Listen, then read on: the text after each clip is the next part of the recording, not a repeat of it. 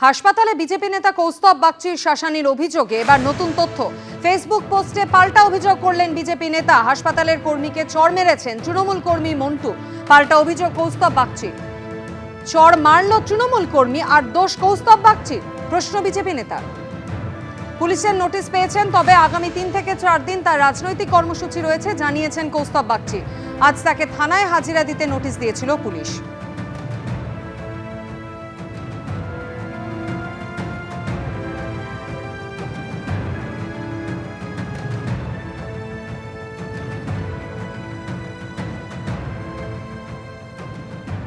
দেখা যাচ্ছে একটা ভিডিওতে যে একটি ছেলে, আমি যখন কথা বলছি এসে পাশ থেকে একজন মেডিকেল স্টাফকে মারছে।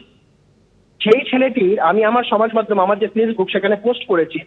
সেখানে আমি দেখিয়েছি যে ছেলেটা তৃণমূলের বিধায়ক রাজ চক্রবর্তী, তৃণমূলের কাউন্সিলর দেবু মজুমদারদের সাথে তার ছবি, এবং ছেলেটা একজন সক্রিয় তৃণমূল কর্মী। গত পরশুদিন রাত্রিবেলায় ব্যারাকপুরের সাংসদ পার্থ ভৌমিক, সুবোধ অধিকারী বিধায়ক এবং ব্যারাকপুরের চেয়ারম্যান উত্তম দাস এরা মিলে একটা প্রেস কনফারেন্স করে আমার বিরুদ্ধে একগুচ্ছ অভিযোগ করে। তারা বলেন আমি নাকি একজন ডাক্তারবাবু ডক্টর অমৃত ঘোষকে মারধর করেছি।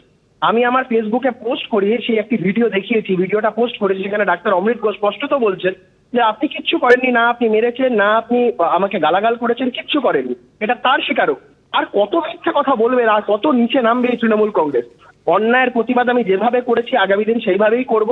দমকলে তৃণমূল ছেড়ে সিপিএম এ যোগদান। সিপিএম এ যোগ দিলেন 16 নম্বর ওয়ার্ডের তৃণমূল কর্মী সমর্থকরা। 5 বছর আগে দখল হওয়া পার্টি অফিসও পুনরুদ্ধার করা হয়েছে, এমনটাই দাবি সিপিএম এর। পার্টি অফিস তৃণমূলেরই আছে, পাল্টা দাবি শাসক শিবিরের। স্থানীয় তৃণমূল নেতারা এই দুর্নীতিতে জড়িত।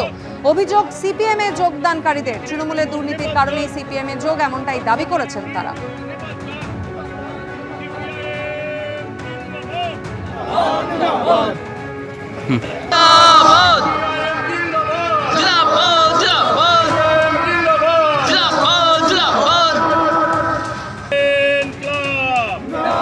আমরা ধৈর্যন্ত হয়ে গেল এই তৃণমূলের অত্যাচারে। এদের অত্যাচারে আমরা সহ্য করতে পারছি না। টাকা পয়সা আমরা লুটিয়ে পাইটিয়ে খাচ্ছি। সেই জন্য আমরা প্রতিজ্ঞা করেছি, দল আমরা করবো না।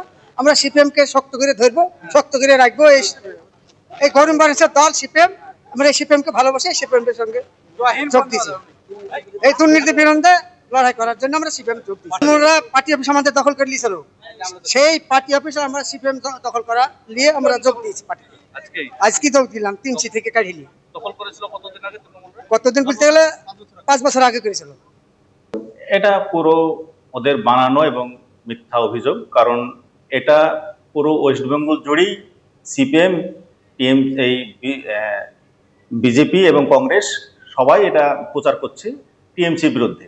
26-এ যেহেতু আমাদের বিধানসভা ভোট আগত, এতে টিএমসি ছাড়া কোনো ভোট নেই কোনো জেলাতে এবং ব্লকে। তার একটা ওরা কৌশল খুঁজছে, এতে ওদের লাভ হবে না, ওদের আখেরে লসই হবে। আর 16 নম্বরটা হচ্ছে ডোমকল থানার একটা সিপিএম এর মেরুদণ্ড বলা যায়, এবং ওদের কি বলবো, ওদের সে আতুর ঘর ছিল, যেখানে 16 নম্বরে 19 জন নেতা ছিল সিপিএম এবং কংগ্রেসের। সেখান থেকে ব্লক নেতৃত্ব, অঞ্চল নেতৃত্ব, এমনকি জেলা নেতৃত্ব পর্যন্ত 16 নম্বরে তাদের বাস, এবং টিএমসিকে সেখানে সাফল্য দেওয়া এবং আগামী দিনে 16 নম্বরে ডোমকল 21টা ওয়ার্ডের মধ্যে একটা ভালো জায়গায় স্থান করবে, এটা আমার আশা। রাজীব চৌধুরী আমাদের প্রতিনিধি এই মুহূর্তে আমাদের সঙ্গে টেলিফোন লাইনে রয়েছেন। রাজীব, ডোমকলের এই ঘটনায় তৃণমূল কর্মী সমর্থক যারা দল ত্যাগ করলেন, কি অভিযোগ করছেন তারা, কি কারণে তাদের এই সিদ্ধান্ত?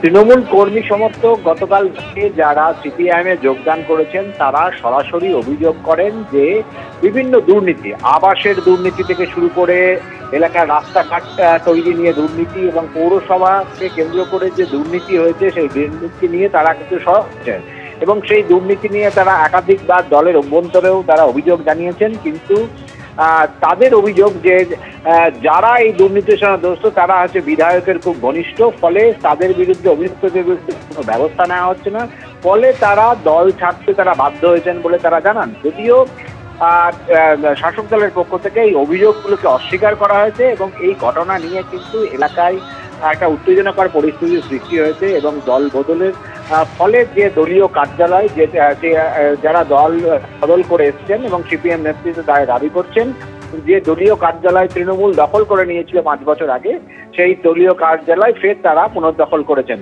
যদিও এলাকার যে বুথ সভাপতি রয়েছেন তৃণমূল কংগ্রেসের, তিনি এই অভিযোগ অস্বীকার করছেন। গোটা ঘটনা নিয়ে কিন্তু এলাকায় দমকলের রাজনৈতিক উত্তাপ কিন্তু বাড়তে শুরু করেছে এই দলবদলকে সামনে রেখে।